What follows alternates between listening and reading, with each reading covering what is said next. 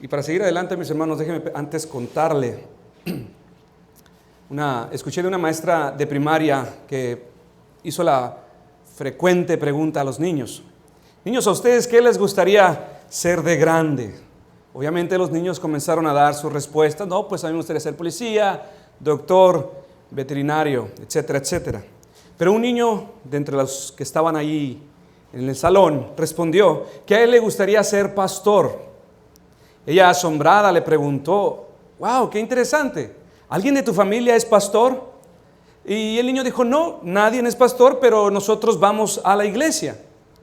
La maestra dijo: ah, qué bien, y dime, ¿por qué te gustaría ser pastor? El niño le respondió: es que a mí me gustaría trabajar solamente los domingos y descansar todo el resto de la semana. En la actualidad, muchas personas de la iglesia tienen la idea de que la labor de un pastor consiste simplemente en caminar al púlpito cada día domingo para hablar durante aproximadamente 1 hora y después el resto de la semana se dedica a descansar sin hacer nada. Pablo en 1 Timoteo 5:17 se refiere a la obra de la predicación como un trabajo. Él dijo: los ancianos que gobiernan bien sean tenidos por dignos de doble honor, mayormente los que trabajan en predicar y en enseñar. Mis hermanos, la preparación de un sermón requiere de trabajo, requiere de horas de dedicación. Si alguien a mí me preguntara cómo ha sido su experiencia en el trabajo de la predicación, desde mi corta experiencia podría decir que el trabajo de la predicación es una labor verdaderamente demandante. Algunas veces se torna muy frustrante. Cuando estás frente a un texto y no sabes qué es lo que quiere decir, ni tienes nada que decir a la congregación, nada valioso que decir. Podría decir también que la predicación exige mucha disciplina, exige mucha organización de tu tiempo, exige horas de estudio sentado frente a la Biblia y frente a un buen puño de libros. Algunas veces también se requiere de una dona ortopédica para evitar dolores de coxis por pasar tanto tiempo sentado. Se requiere de mucha preparación entre semana, exige de análisis, de pensar, de leer, de orar, preguntar, meditar, corregir, volver a orar, volver a meditar, volver a reeditar, borrar el mensaje y volver a empezar de nuevo algunas veces. Y no solo eso, mis hermanos. Diría también que la predicación exige que para desempeñar dicho oficio te presentes en la mejor de las condiciones, mentalmente, físicamente y emocionalmente, y por supuesto espiritualmente. Andar de mal humor, andar desanimado, cansado o perturbado espiritualmente no contribuye mucho, mis hermanos, al trabajo de la predicación. Así que si alguno quiere predicar, no se puede dar el lujo de andar enojado con su esposa por más de un día. No te puedes dar el lujo de darle demasiada importancia a tus problemas porque estos te impedirán tu labor. No puedes darte el lujo de simplemente descuidarte. Si en verdad quieres decir algo valioso al rebaño del Señor, debes de estar siempre en las mejores condiciones. Pero además de todo esto, podría decir que la labor de la predicación es verdaderamente un trabajo humillante. Pues la realidad, mis hermanos, es que a pesar de haber hecho responsable todo lo necesario físicamente y espiritualmente, la verdad es que cada día domingo nosotros nos enfrentamos a personas reales, personas con problemas de carácter, con problemas familiares, matrimoniales, económicos. Toda clase de situaciones personales son aquellas cosas que nos enfrentamos día tras domingo. Y en verdad reconocemos que algunas veces quienes nos oyen no están muy interesados en oír lo que se va a predicar, porque ellos piensan que su problema es de otra índole. Y se vuelve aún más humillante, mis hermanos, esta labor, cuando sabemos que cada domingo nos presentamos frente a almas eternas que se balancean entre el cielo y el infierno.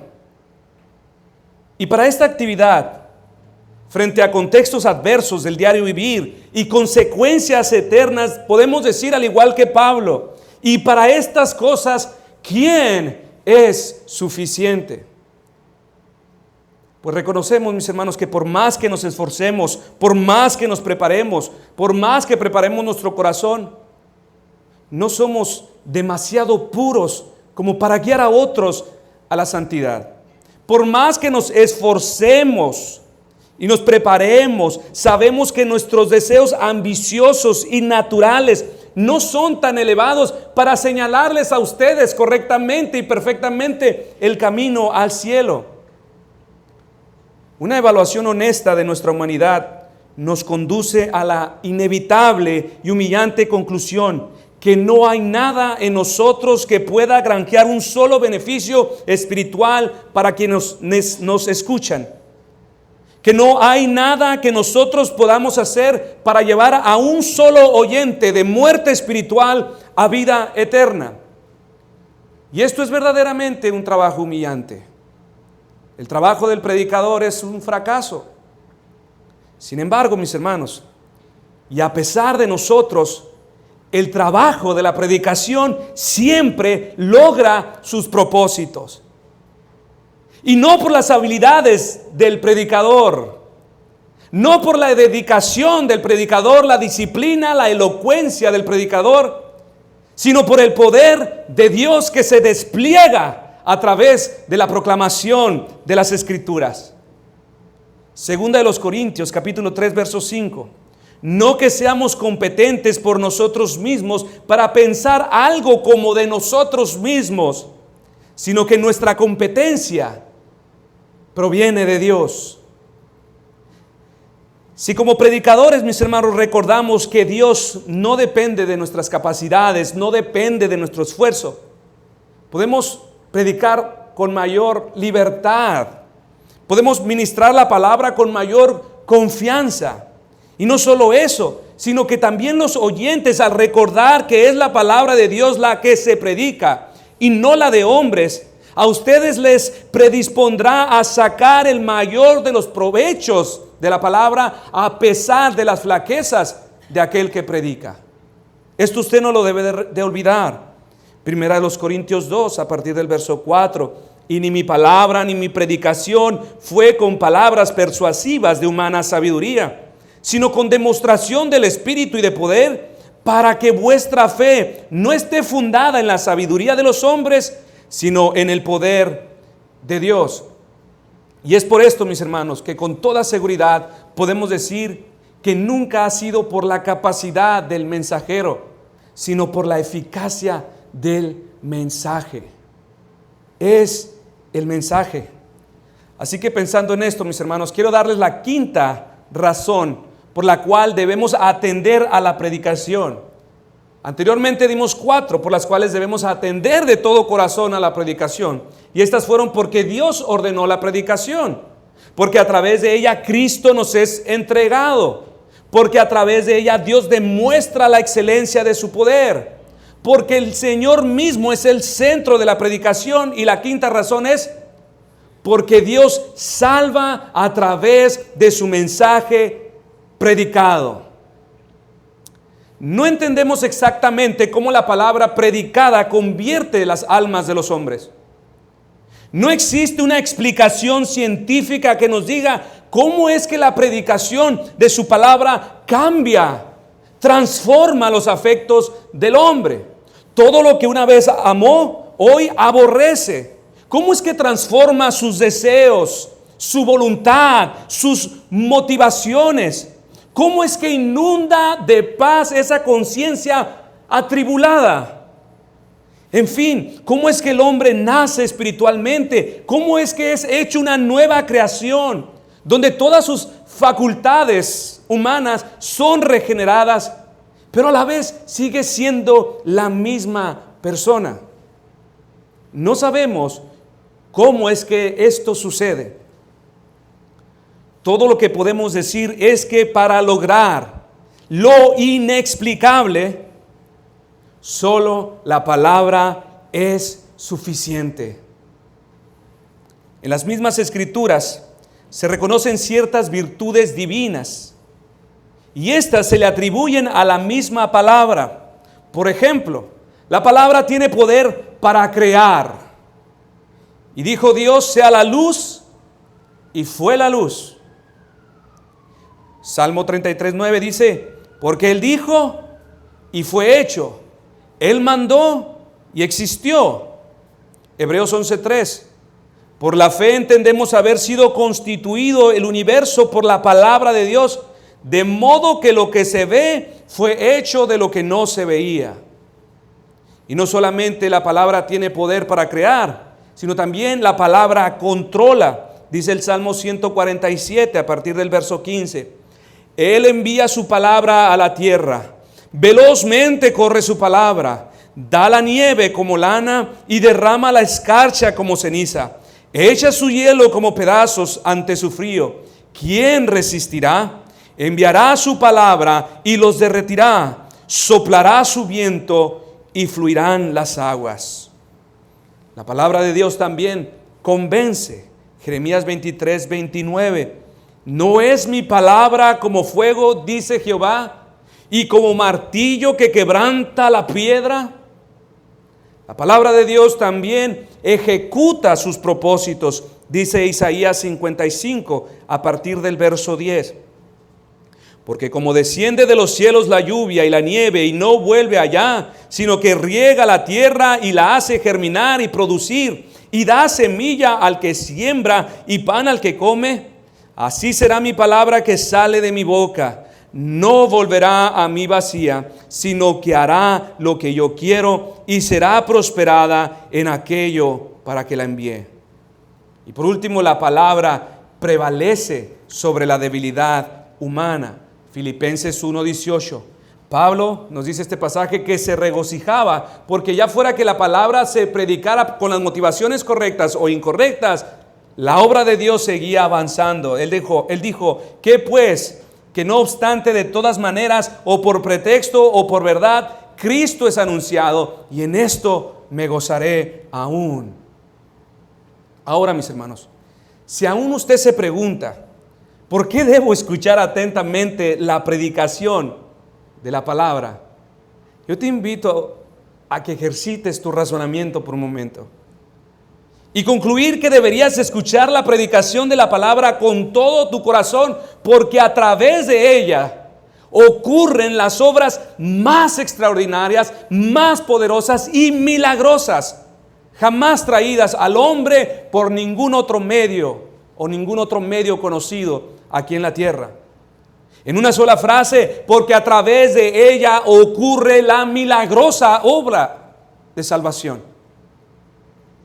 Un puritano inglés de nombre David Clarkson, tiempo atrás, describió la obra de Dios a través de la predicación de esta manera: las cosas más maravillosas que hayan sido hechas sobre la tierra han sido traídas por medio de la predicación. Aquí los muertos escuchan la voz de Dios, los sordos oyen y a los ciegos se les da vista. Aquí las maquinaciones de Satanás son frustradas en el alma del hombre. Aquí los espíritus son expulsados del alma del hombre. Aquí son destruidos los poderes y principados. Aquí son derribadas las huestes de las tinieblas y hace a Satanás caer como rayo de los cielos. Aquí todas las inclinaciones desordenadas de los pecadores son hechas nuevas. Aquí, solo en la predicación, suceden cosas maravillosas y dignas de ser anunciadas. Solo aquí sucede la obra de salvación. Solo sucede la obra de salvación. Ahora que hemos mencionado la palabra salvación, mis hermanos, debemos preguntarnos qué entendemos salvación.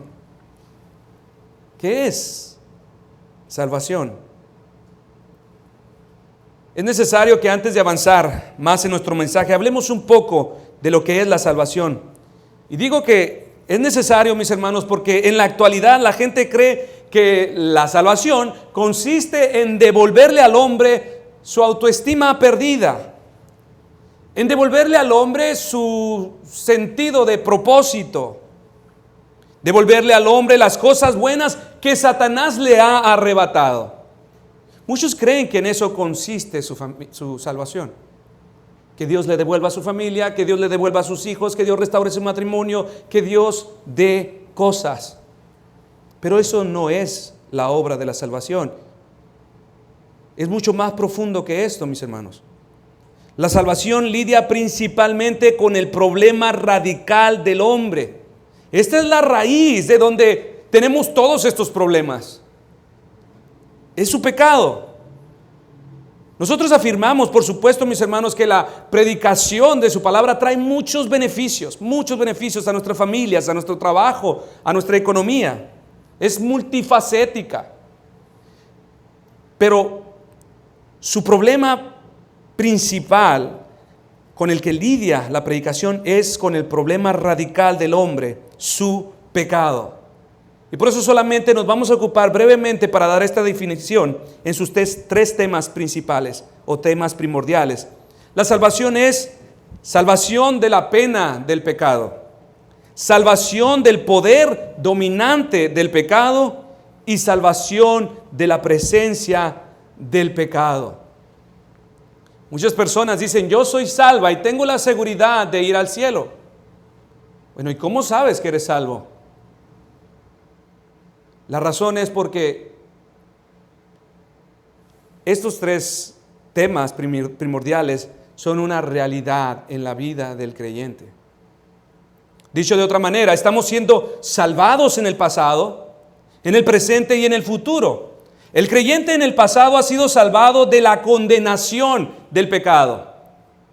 En el presente, el creyente está siendo salvado del poder dominante del pecado. Y en el futuro, el creyente será salvado de la presencia del pecado. En el tiempo pasado, el estatus legal del creyente cambió delante de Dios. El veredicto pasado era condenación. Esta condenación tomará lugar en el trono de Dios, ante el juicio eterno de Dios, donde todos compadeceremos ante la presencia de Cristo. Los pecadores serán expuestos, juzgados y por último derramados al infierno, desterrados eternamente. Sin embargo, mis hermanos, para el cristiano su destino eterno fue totalmente alterado, fue cambiado. En el momento que él se arrepintió y depositó toda su confianza en el Salvador, su posición delante de Dios cambió completamente, para siempre y eternamente. Su estatus pasó de condenado a justificado, de culpable a inocente, de hijo de Satanás a hijo de Dios, de pecador a santo. Romanos 8:1. Ahora pues, ninguna condenación hay para los que están en Cristo Jesús. Esta es la salvación que experimentamos en el pasado. En el tiempo presente, el cristiano está siendo salvado del poder dominante del pecado. Filipenses 1:6, estando persuadidos de esto, que el que comenzó en vosotros la buena obra, la perfeccionará hasta el día de Jesucristo. Esto significa, mis hermanos, que Dios en el presente está limpiando a cada cristiano. De cada cristiano está purgando sus impurezas, sus inmoralidades. Toda forma de imperfección en él está siendo reestructurada. Sus ídolos están siendo echados fuera. Dios no solo es quien justifica, sino también el Dios que santifica. Cada verdadero cristiano que goza de la obra presente de la salvación, sin excepción alguna, disfrutan de estas virtudes salvíficas que le capacitan para actuar de acuerdo a lo que más le complace a Dios. Cada verdadero cristiano en el presente está en un proceso progresivo que llamamos santificación. La santificación, mis hermanos, es un elemento esencial para saber de que verdaderamente hemos sido salvados. Todo aquel que puede decir es salvo, tiene por necesidad que estar experimentando este este debilitamiento del dominio del pecado en su vida. La mayor evidencia de haber sido justificados es que en el presente estamos siendo santificados. Solo aquellos, mis hermanos, que han experimentado verdaderamente, o más bien, solo aquellos que están experimentando una lucha contra el poder dominante del pecado y que están venciendo, pueden decir con toda seguridad que son salvos. Ahora, no me refiero que usted siempre tendrá victoria tras victoria tras victoria con el pecado. Puede tener una pérdida, pero al tiempo venció. Y como Paul Washer lo expresó de esta manera en la vida del creyente, su proceso de santificación, dijo: el cristiano da 3 pasos y luego da 2 para atrás, y luego da 1 para enfrente, y luego da 2 para atrás, y luego da 4 para enfrente, y luego da 1, y luego da 2 para enfrente, y así está, pero va avanzando, progresando. Él dijo también: solo un evangelio pervertido promete la posibilidad de salvación sin santificación. Así que, mis hermanos, la salvación, si tú experimentas verdaderamente la salvación, el poder dominante del pecado que había en ti está perdiendo fuerza con el pasar del tiempo. Ahora, en el tiempo futuro, el cristiano será salvo de la presencia absoluta del pecado y de su influencia corruptiva. Para lograr esto, se requerirán de 2 poderosas obras más de Dios en el futuro. La primera será que en el futuro, para culminar totalmente la obra de salvación, el cristiano deberá experimentar de parte de Dios el ser transformado a un estado de gloria, donde la corrupción de su carne por fin será destruida y su cuerpo será redimido. Esto sucederá en un abrir y cerrar de ojos, mis hermanos. Al sonar de la última trompeta, los cuerpos de todos los creyentes serán transformados, resucitarán y se vestirán de incorruptible. Lo corruptible se vestirá de incorruptible, lo mortal de inmortalidad. Y la segunda obra poderosa que contemplaremos en el futuro será que Dios preparó de antemano un cielo nuevo, una tierra nueva, libre de la maldición del pecado y de sus influencias, libre del acoso de enemigos espirituales, libre del acoso de Satanás, para que así los creyentes alcancen la libertad gloriosa prometida en la salvación. Y nosotros, aunque lo vemos como un evento futuro, es tan ciertísimo, mis hermanos, que la Escritura se dirige a este evento como algo que sucedió en el pasado. Dice Romanos 8:30, y a los que predestinó, a estos también llamó, y a los que llamó, a estos también justificó, y a los que justificó, a estos también, tiempo pasado, glorificó. Todos estos gloriosos eventos, mis hermanos, junto con sus eternas consecuencias de salvación, son materializadas y son traídas a la vida de cada creyente por medio de la predicación. En esto consiste principalmente la maravillosa obra de salvación, mis hermanos. Muchas cosas buenas se nos ofrecen por medio de la predicación de la palabra, pero el mayor don que se nos ofrece es el de la salvación. Ahora, mis hermanos, desgraciadamente, en décadas recientes, el tema de la salvación ha perdido su importancia. Históricamente, la salvación había sido el tema glorioso de la iglesia. La salvación era el gran tema que se cantaba en la iglesia. Los grandes predicadores de la antigüedad veían la salvación no como uno de los grandes beneficios a considerar en sus sermones, sino como el único y supremo beneficio digno de ser predicado domingo tras domingo. Lamentablemente, el valor de Cristo en la salvación ya no es el gran tema que consume a las predicaciones de los nuevos predicadores de hoy en día. Cristo no es el gran tema que se canta en las alabanzas. Cristo no es el gran tema que consume la charla común de los cristianos. Esto parece que quedó en la historia, pues hoy las alabanzas de la iglesia están impregnadas de psicología. son una especie de estimulantes auditivos. Los sermones de hoy no son más que charlas motivacionales, conversaciones de superación personal, promesas terrenales que Jesús nunca prometió. Las pláticas frecuentes de la iglesia no es más Cristo y su evangelio, sino casas, ropas, marcas, felicidad, bienestar, la vida fitness, los cosméticos, la salud, la dieta, el sentido de propósito. Estos son los grandes encantamientos del cristiano contemporáneo. Y estas son precisamente la mayoría de las cosas que Jesús advirtió se perderán por causa de su nombre. Son las cosas que la misma iglesia hoy valora demasiado y que los mismos púlpitos prometen. Cuando el joven rico preguntó a Jesús: Maestro bueno, ¿qué debo hacer para heredar la vida eterna? El joven rico, mis hermanos, no pudo entender la ganga que se le ofrecía a cambio de entregarlo todo, la salvación de su alma. No pudo entender el negocio de su vida que Cristo le estaba presentando. Entrégalo todo y a cambio yo te doy la salvación. Este joven amaba demasiado esta vida, junto con todos sus metales, plásticos, materiales, junto con todos sus honores, reconocimientos y vanidades, que no pudo ver que a cambio se le ofrecía algo infinitamente mayor: su salvación.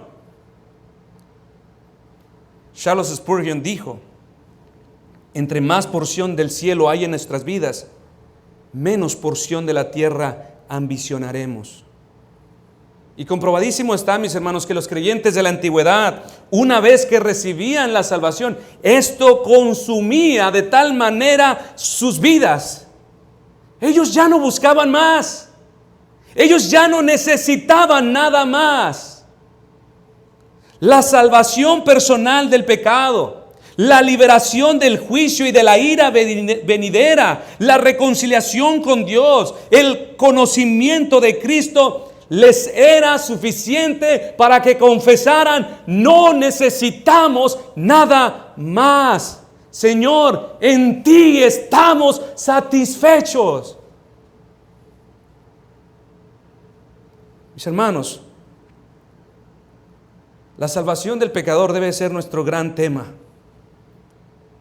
Debe ser nuestra más grande preocupación y nuestro más noble llamado como iglesia.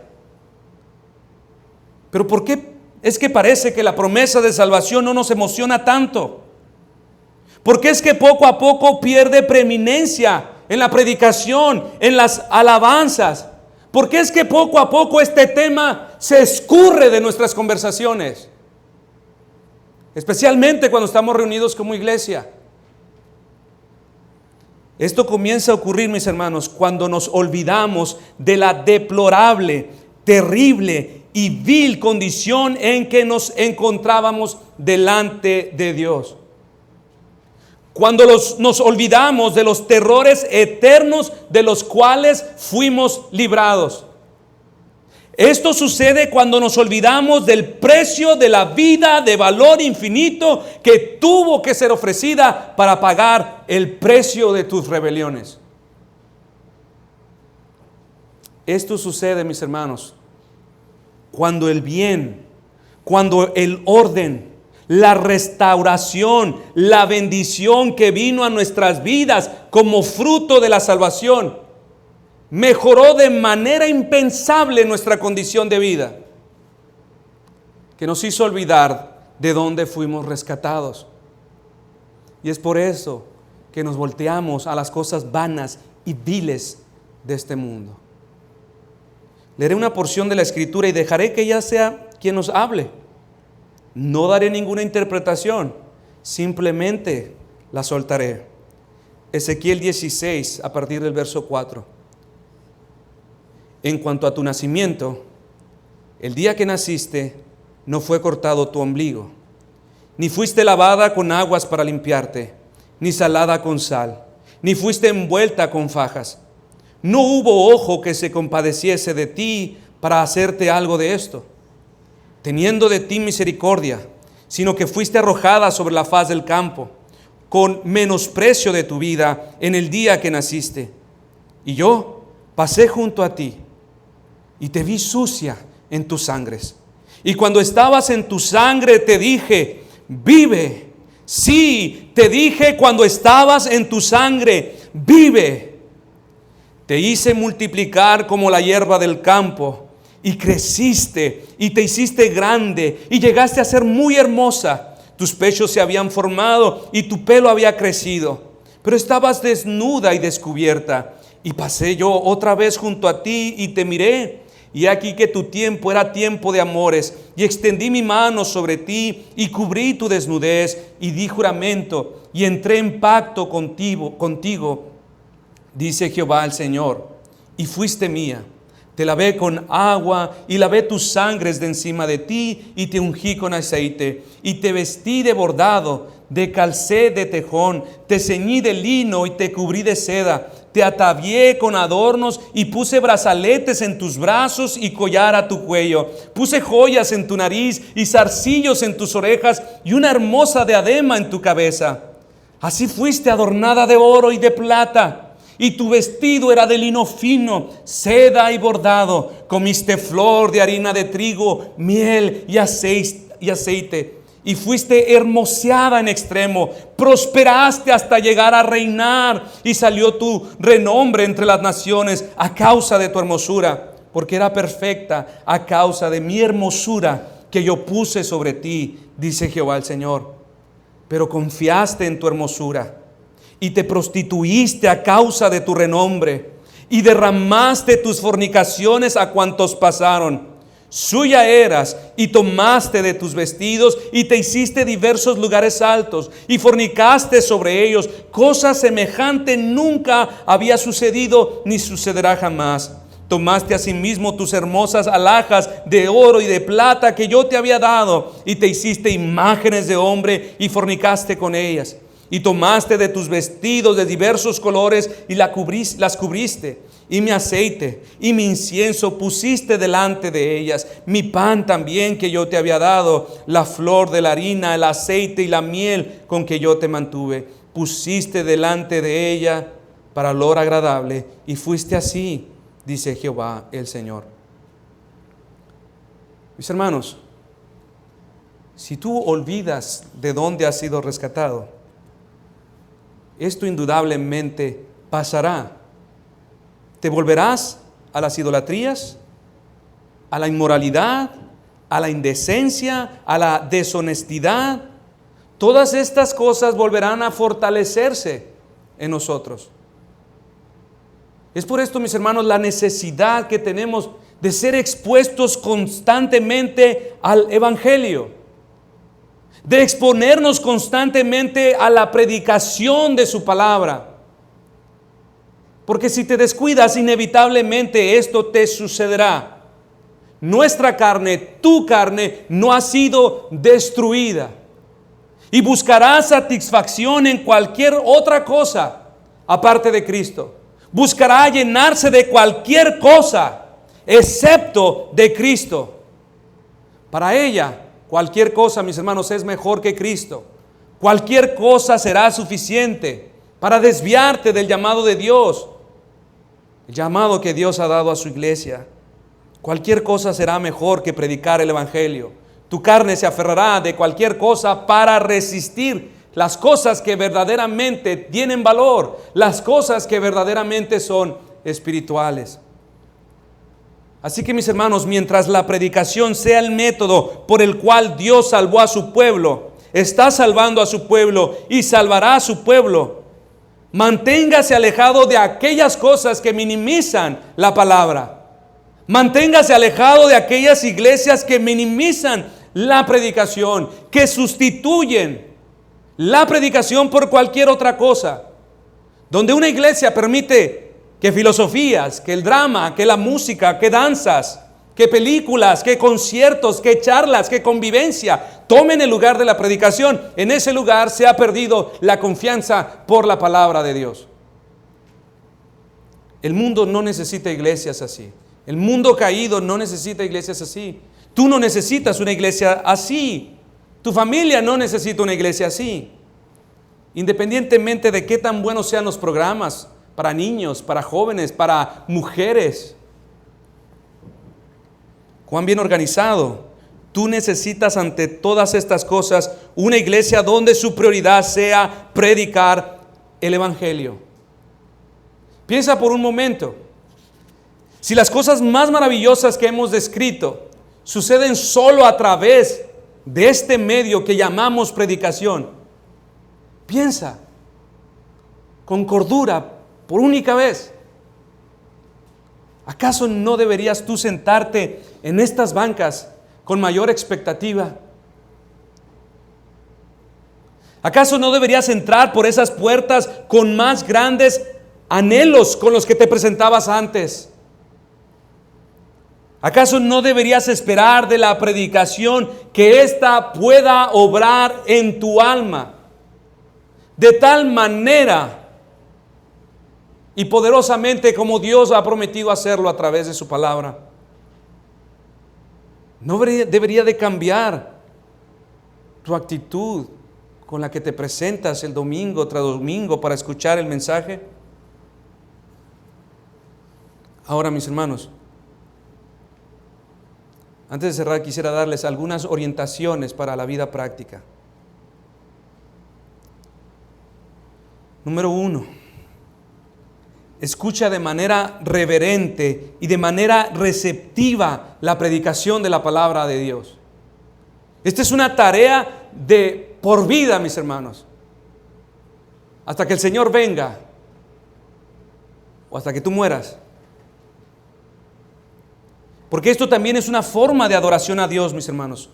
Una de las formas, de las mejores formas de demostrar que verdaderamente adoramos a Dios es cuando nos predisponemos para escuchar de manera muy atenta lo que la palabra de Dios tiene que decir a través de ese miserable hombre a quien se le ha encargado predicar. Es una forma de adoración.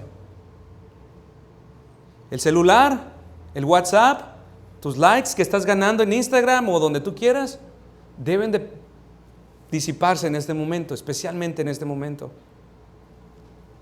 Martín Lutero dijo: así como el oficio más elevado sobre la tierra es predicar la palabra, asimismo la actividad más noble del hombre común es escuchar atentamente la palabra.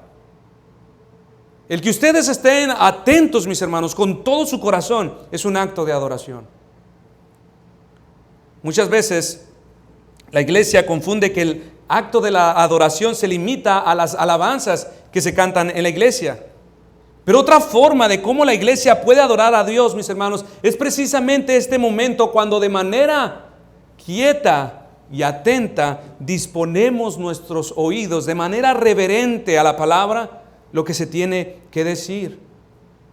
Jugar, ir al baño, pintarse las uñas, tanta cosa que sucede que desde aquí los estoy viendo, deben de quedar atrás.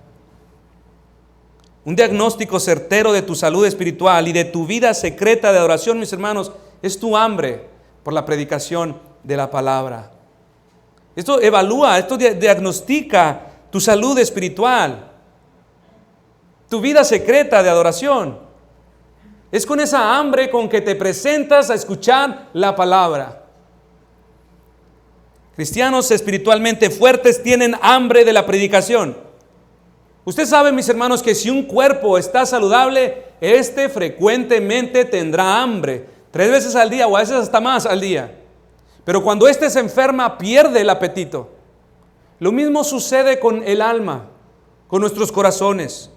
Cuando estamos dañados, cuando estamos enfermos espiritualmente, se pierde de nuestros corazones los deseos genuinos por escuchar la palabra. ¿Qué hacer en este caso? La cura, mis hermanos, está en la misma palabra. La palabra ilumina el alma. La palabra informa la conciencia, sana el corazón. Y este se preserva, mis hermanos, por una constante autoexaminación a la luz de la palabra. Así que mis hermanos, de manera reverente y de manera receptiva, siempre predispón tu corazón para escuchar la palabra. Y número 2, ora por aquellos a quienes ha sido delegada la responsabilidad de predicar. ¿Quiere un mejor predicador? ¿Quiere mejores predicaciones? Siga orando por aquellos predicadores que ya el Señor le puso, por aquellos que ya tiene. ¿Le gustaría presenciar los frutos gloriosos de una predicación expuesta en el poder de Dios? Siga orando por la predicación de aquellos que han recibido este encargo. Leí acerca de un conocido predicador del siglo XIX de nombre T. DeWitt Talmage, algo así, quien fue invitado a predicar a una iglesia de Brooklyn un domingo por la noche. Ese día, el predicador decidió predicar el mismo sermón que el Señor bendijo esa misma mañana de una manera extraordinaria, poderosa e inusual en su congregación. La misma mañana, él escogió el mismo sermón. Pero a diferencia de lo que sucedió en la mañana, en esa noche, las palabras de su sermón parecían tan pesadas, tan endurecidas, tan espesas, que no pasaban más allá del púlpito. Uno de los líderes que le acompañó le preguntó: pastor, ¿cómo puede ser que el mismo mensaje dado por el mismo hombre, el mismo día, puede parecer tan poderoso en una iglesia y tan débil en otra? Él le contestó: predicaciones débiles son el producto de las iglesias que no oran. Otra vez, el hermano Charles Spurgeon una vez le preguntaron: ¿a qué se debe el éxito de su ministerio? Él respondió: mi congregación ora por mí. En contraste, John Owen dijo algo muy similar: el fracaso del ministro es el castigo de un pueblo que no ora. Orar por los pastores, orar por la predicación del domingo, mis hermanos, es el deber de cada uno de nosotros. Claro, si queremos ver cosas poderosas sucediendo entre nosotros, cosas inusuales en nuestro púlpito.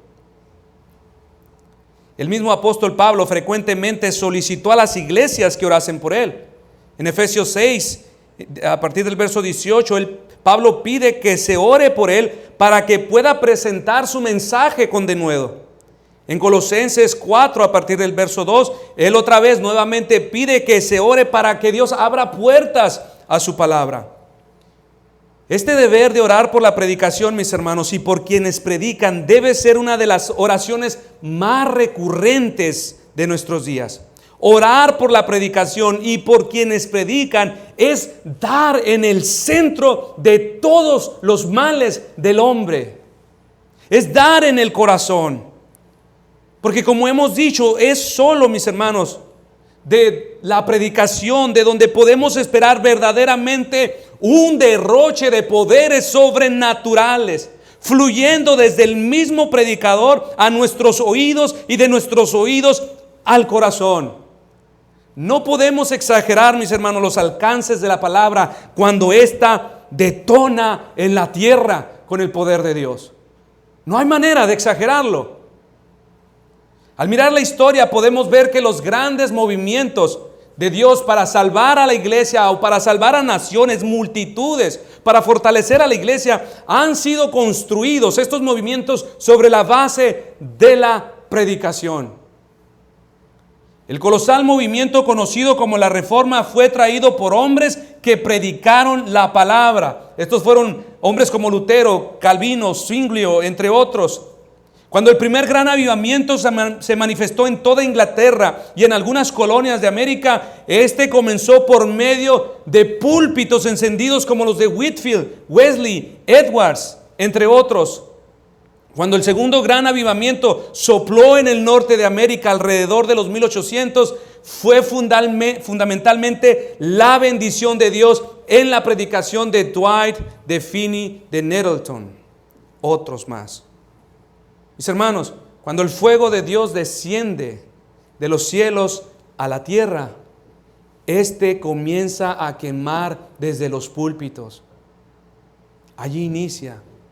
Ahora te pregunto yo a ti, ¿por qué debes escuchar atentamente la predicación de la palabra? Medita seriamente lo que hemos predicado durante estas 3 semanas y puedas así glorificar a Dios en la manera en cómo escuchamos.